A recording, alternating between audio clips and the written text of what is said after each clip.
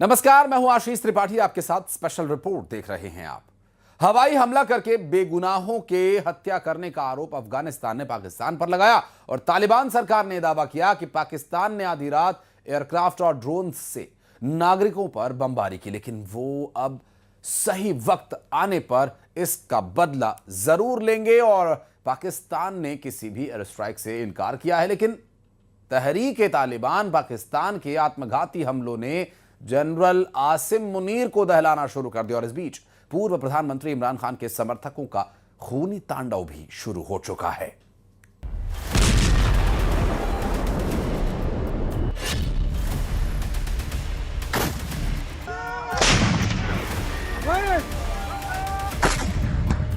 Fire! ये धुआं अफगानिस्तान में उठा है। इस आग से फिलहाल तालिबान तिलमिला रहा है, लेकिन इसे पाकिस्तान की सेना की बुज़दिली की निशानी भी बता रहा है, क्योंकि यह हमला रात में हुआ, बेगुनाहों पर हुआ। पाकिस्तान के हमलों में मासूमों की जान जाने के आरोप अफगानिस्तान ने लगाए हैं। साथ ही ऐसा इंतकाम लेने का भी ऐलान किया है जिससे पाकिस्तान का नक्शा बदलना तय है। यानी जनरल आसिम मुनीर के पास अब सिर्फ दो ही विकल्प बचे हैं, युद्ध या फिर गृह युद्ध। जनरल आसिम मुनीर को तय करना है कि वो पहले अफगानिस्तान से निपटेंगे या फिर उनसे जो पाकिस्तान को जला डालने पर तुले हैं। पाकिस्तान अफगानिस्तान में सीधे युद्ध की टेंशन बढ़ गई है। पाकिस्तान के पूर्व प्रधानमंत्री इमरान खान की मौत के अटकलों के बाद अब गृह युद्ध की आग भड़कने का खतरा मंडराने लगा है। पाकिस्तान में 4 नए विद्रोही ग्रुप रावलपिंडी के जनरलों के जानी दुश्मन बन गए हैं। पाकिस्तान के पूरे 4 के चारों सूबों में बाकी ग्रुप गुस्से में उबल रहे हैं।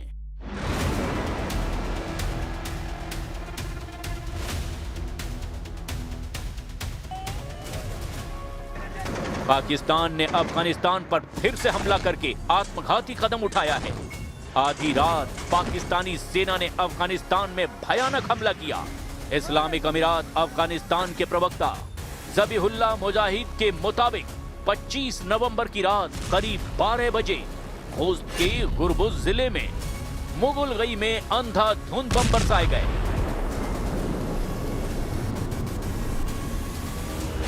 खोस्त में पाकिस्तान की एयर स्ट्राइक में 9 बच्चों और 1 महिला की मौत हो गई है। तालिबान ने आम नागरिकों के घरों को निशाना बनाने का आरोप लगाने के साथ ही साथ आसिम मुनीर से बदला लेने का भी अब ऐलान कर दिया है। अफगानिस्तान दौलस खावर दिफा अफगानिस्तान इस्लामी इमारत शरई वजीबा गणल की और द हर मुतजाविज पर वड़ांदे बा अल्लाह जल जलालहु पर मरस्ता और खपल वलस पर मलाकर बांधे लखा दिफा को। तालिबान की धमकी के बाद पाकिस्तान ने खोस्त हमले से पल्ला झाड़ लिया है। पाकिस्तानी सेना के लेफ्टिनेंट जनरल अहमद शरीफ चौधरी ने कहा, पाकिस्तान ने अफगानिस्तान पर हमला नहीं किया। पाकिस्तान कभी नागरिकों को निशाना नहीं बनाता है। जबकि तालिबान प्रवक्ता मुस्तफिर गुरबुज ने पुष्टि की कि हमला पाकिस्तान ने ही किया है। गुरबुज ने हवाई हमले में जंगी जेट और ड्रोन के इस्तेमाल की भी पुष्टि की है।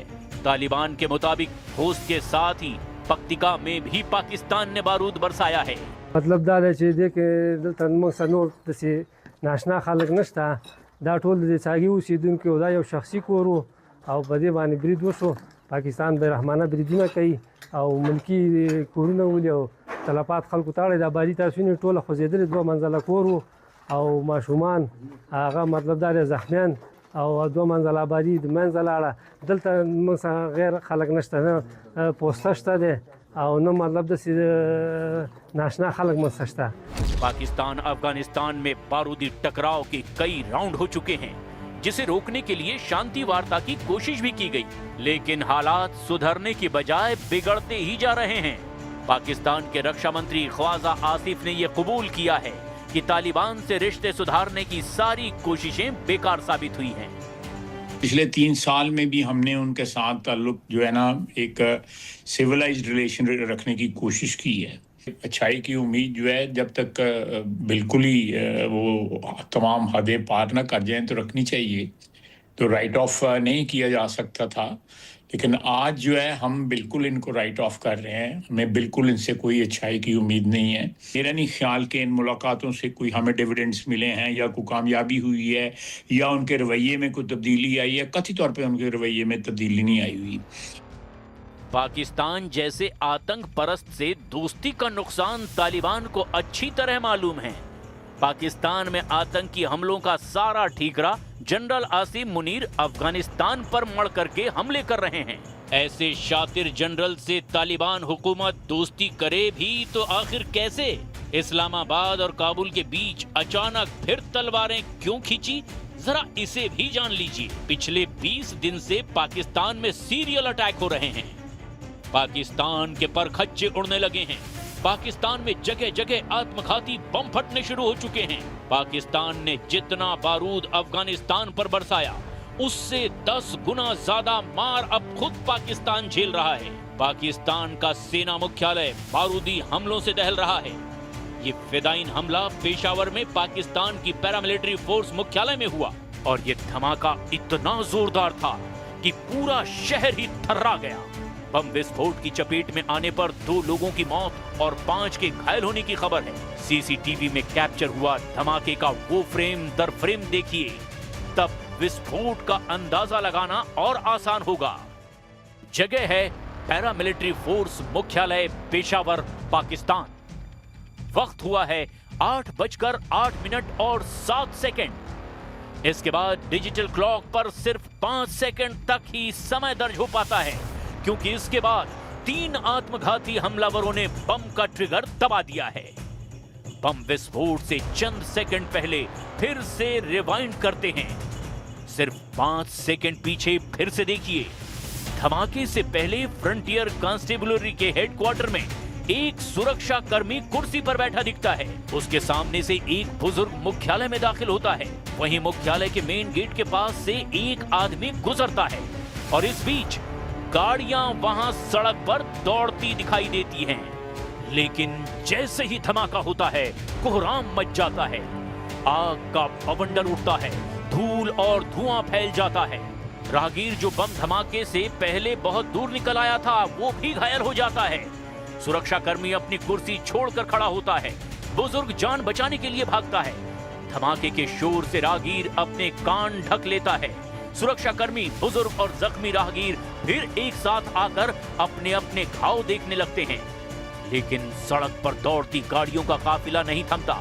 हालांकि बम विस्फोट के बाद उस तरफ लोग जाने की हिम्मत नहीं जुटा पाए। पाकिस्तान में सिलसिलेवार बम विस्फोट हो रहे हैं, लेकिन पेशावर फेडरल कांस्टेबलरी पर जो हमला हुआ वो बेहद खौफनाक हो सकता था। तीनों फिदाइन हमलावरों को अगर मेन गेट पर ही नहीं रोका जाता तो बहुत भारी नुकसान होता। At 8:11 a.m., a suicide attack was carried out at the Federal Constabulary Gate. 3 of our soldiers were martyred. There were 2 suicide bombers, and our constables stopped the attack as soon as they entered. They neutralized them immediately, which prevented major losses. 3 personnel were martyred and 2 were injured. We conducted a joint clearance operation, and everything inside has now been cleared.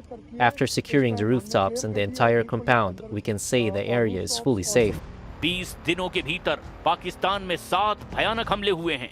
ज्यादातर हमलों के निशाने पर पाकिस्तान के सुरक्षा बल हैं।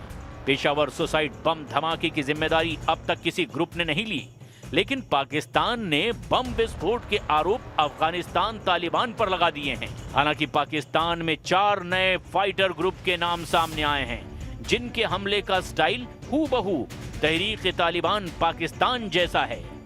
पाकिस्तान के काल बन चुके 4 नए ग्रुप की डिटेल ये रही। दिफात कुद्स नाम का संगठन कुद्स फोर्स के पैटर्न पर बना बताया जा रहा है। 31 अक्टूबर 2025 को टेलीग्राम पर इस ग्रुप का चैनल बनाया गया। संगठन ने पाकिस्तान के बन्नू में 2 हमलों की जिम्मेदारी ली।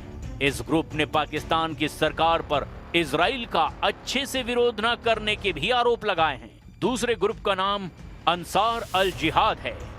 ये तहरीक तालिबान पाकिस्तान का प्रॉक्सी ग्रुप माना जा रहा है, जिसका प्रवक्ता अब्दुल्ला अंसारी है। 30 अक्टूबर से अब तक कई जगहों पर अंसार अल जिहाद ने हमले की जिम्मेदारी भी ली है। पाकिस्तान में नया बना तीसरा ग्रुप है तहरीक-ए-लाबिक पाकिस्तान फोर्स। इसे पाकिस्तान की एक राजनीतिक पार्टी से जोड़ा जा रहा है, जबकि ग्रुप ने दावा किया कि वो किसी पार्टी का हिस्सा नहीं है। तहरीक-ए-लाबिक पाकिस्तान के पंजाब सूबे में एक्टिव है, जिसे पंजाब में टीटीपी के बढ़ते दबदबे का सिग्नल कहा जा रहा है। जनरल आसिम मुनीर की चौथी मुसीबत का नाम इस्लामिक अमीरात प्रोटेक्शन फोर्स है। 29 अक्टूबर 2025 को टेलीग्राम पर इस ग्रुप ने पहली बार मौजूदगी दर्ज कराई। पेशावर और दक्षिणी वजीरिस्तान में इस ग्रुप के लड़ाके एक्टिव हैं। कहा जा रहा है कि टीटीपी के लड़ाके ही इसे भी मॉनिटर कर रहे हैं। जिन आतंकियों को कभी पाकिस्तान की सेना ने बनाया, ट्रेनिंग दी, हथियार दिए, जिन आतंकी आकाओं के आगे पाकिस्तानी सेना के जनरल सजदा करते थे, वही आज पाकिस्तान को बर्बाद करने पर तुले हैं। पाकिस्तान की सेना और आतंकी गुटों का ये टकराव किसी युद्ध से कम नहीं होने वाला। इस युद्ध को आसिम मुनीर वक्त रहते टाल सकते हैं, लेकिन सिविल वॉर से उनका बचना मुश्किल है। पाकिस्तान में सिविल वॉर की वजह पूर्व प्रधानमंत्री इमरान खान बन गए हैं। पाकिस्तान की अदियाला जेल में बंद इमरान खान से उनके परिवार के लोगों को 3 हफ्तों से मिलने नहीं दिया गया। इमरान खान की बहनें अलीमा, उज़मा और नोरीन बार बार अदियाला जेल के बाहर प्रदर्शन कर रही हैं। मार्च 2025 के बाद से इमरान खान का मेडिकल चेकअप नहीं करवाया गया है। 1 महीने से इमरान खान को वकीलों से भी नहीं मिलने दिया गया। हम अकेले नहीं थे, मतलब पहले भी नहीं अकेले थे, पहले ये हमारे साथी, लेकिन जो उन्होंने पिछली दफ़ा किया है, क्योंकि हम यहाँ पे जब बैठे थे और जो उन्होंने ख़वातीन पे जुल्म किया है, कोई बात नहीं। और इन्होंने ये शायद खटक खड़े हैं यहाँ पे, इनके साथ मीना खान के साथ कोई बात नहीं। हमने आज इनको ये मैसेज देने आए थे कि अगर तुम जुल्म करोगे, अगर किसी पे आइंदा तशद्दुद करोगे, तुम्हें जवाब मिलेगा। आज हम चुप बैठे रहे, आज ये हाथ उठाए ना, वो लाए ना, वो जो किस किस्म की गुल्लू बटनियाँ औरतें लेकर आए थे, आज लेकर आए वो सामने, क्योंकि आज जवाब मिलेगा इन्हें। ये नहीं हो सकता नहीं मिलेगा। इमरान खान की सांसें चल रही है या नहीं, इसका सस्पेंस बढ़ता जा रहा है। साथ ही उनके समर्थकों का गुस्सा भी भड़कता जा रहा है। इमरान खान की मौत की अटकलों के बीच जनरल आसिम मुनीर ने हाई लेवल इमरजेंसी बैठक बुलाई है, जिसमें पाकिस्तान में विद्रोह को कुचलने का प्लान बनाए जाने का भी दावा है। मीडिया रिपोर्ट्स के हवाले से ये कहा जा रहा है, कुल मिलाकर पाकिस्तान चौतरफा संकटों में घिर गया है। युद्ध और गृह युद्ध का रस्सा अब जनरल आसिम मुनीर के गले पड़ गया है, जिसे खींचने के लिए बलूचिस्तान और कब्जे वाले पाकिस्तान के विद्रोही भी रावलपिंडी पहुंचने की हुंकार भर रहे हैं।